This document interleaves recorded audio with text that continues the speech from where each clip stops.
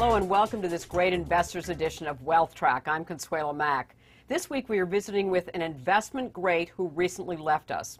Peter Bernstein died in June at the age of 90, publishing the last of his bi-weekly economics and portfolio strategy newsletters just 5 days before his death, a publication read by global investors who own or manage assets worth several $1 trillion.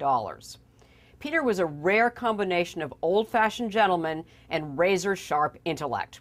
He was an economist, historian, and strategist, a teacher, editor, and former investment advisor. He was a recognized expert on risk and author of 10 books, most of them written in the last 20 years of his life, including Against the Gods, The Remarkable Story of Risk. We were blessed to have Peter for Wealth Track television exclusives in 2005 and 2007, where he shared some of his timeless wisdom. To start the conversation, I asked Peter about one of his favorite theories about understanding risk. It's called Pascal's wager. Pascal was a French mathematician in the 17th century, a compulsive gambler, and he was at the gambling tables one night, and a nobleman came up and asked him something about what are the chances something would happen, as a result of which he invented probability. The idea that we can calculate probabilities began with Pascal, 1654. Very religious man, a nut. The other half of his life, he was he led a life of sin, and then he would fluctuate back and forth. Finally retired to a monastery. And he asked himself a question. He said, God is or God is not. Is there a God or is there not a God? And this, he said, you can't reason this because there's no way you can figure it that way. So how do I deal with this question? It's an important question. Very. And then he said, well, I can deal with it. I can decide how I lead my life. And that has something to do with whether if I believe in God and lead a virtuous life, and then I die, and there is no God, well, I may have given up some goodies, but I had a pretty good life. But if I lead a bad life of sin and lust, and then I die, and there is a God, I'm in big trouble. And kind of the moral of this story is that there are many cases where we make choices and decisions where the consequences matter more than the probabilities. I may be able to run fast enough to cross the street before I get hit, but if I'm wrong, I'm mush on the roadway. So once I got it, I learned about this. I use it now in all kinds of decision making where it really matters.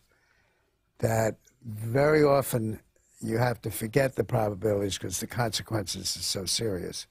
Talk about its importance in investing, that the consequences matter more. Yeah. Some consequences matter more than the probabilities. Let me talk about it from a positive side. It doesn't necessarily mean that you always make the cautious decision, maybe the other one. Many years ago, I haven't managed money for a long time, but when I was managing it, a woman came to us who'd been very badly injured. She was in an airplane crash and badly injured and had a settlement from the airline. I think it was $100,000, something like that. All she had in the world. And how do you take care of this? She was young, in her 20s. So we decided we would put half that money in bonds, but the other half we were going to shoot the moon because she didn't have very much anyway. If we lost it, she was in trouble anyhow. But if we could make a killing on that, it would make a tremendous difference. So this was a case where if we were wrong, we felt the damage would be minor, and that being right was what could really pay off.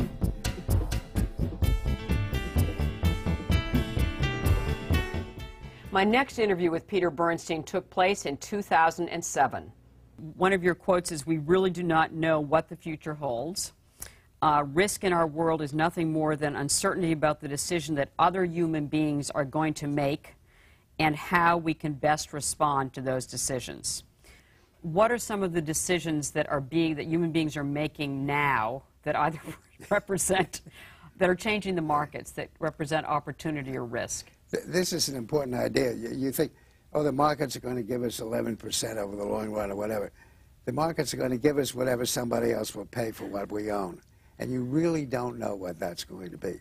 It's a very, very important distinction. When you look at, again, how these capital ideas are evolving, what are some of the key evolutions that we should know about that will help us become better investors? Well, I think it sounds simple and repetitious, but that risk is the centerpiece.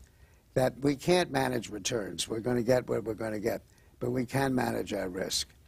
And I think that people think in terms of where do I want to be and what should I own and what do I want to buy, and that's where they begin. But they should begin by thinking about how much can I stand the heat in the oven, and really think about that hard.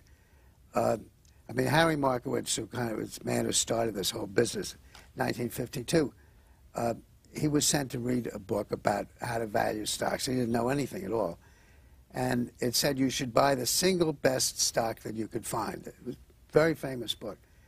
And he said, but I have to think about risk as well as return. I mean, it's a very simple idea. Right. But from that, this whole body of thought developed. And from that, the people whom I respect and whom I covered in the book begin from there and constantly test themselves. Yale, to cite it again, has a meeting every year in which they think of everything goes wrong, how serious is this going to be for us, what effect will it have on the university, how much will the endowment suffer, will this affect Yale's position in the world. They go through this whole thing by kind of getting a worst case look. And how long would it be before we come back to where we were? And they do this rigorously every year, and then the whole decision for the next year is based on what that shows. And so that's something that individuals should be doing yes. every year as if well. If everything goes down the tube, where am I? Mm-hmm. And I mean, for a lot of people, they may be okay because their portfolio, the security portfolio is a relatively small part of their assets. And if they lost it, it would be a shame, but it wouldn't be as bad as losing their job or losing their home. Mm-hmm. So they maybe should be taking more risks than they think they should be because they can afford to do it. Once you've got it made, then it's silly to take more risk. Oh, that's interesting. Lose what you've got. I see. That's interesting. Yes. Because a lot of people, if you assume if you're comfortable and you have the assets that you need to live on, then you can afford to take more risk to get higher returns. But you don't have to. You don't have to. And right. risk means that you might lose. Mm-hmm. Whereas if it doesn't matter much anyway, there's a year's income or something in that pot. Shoot the moon.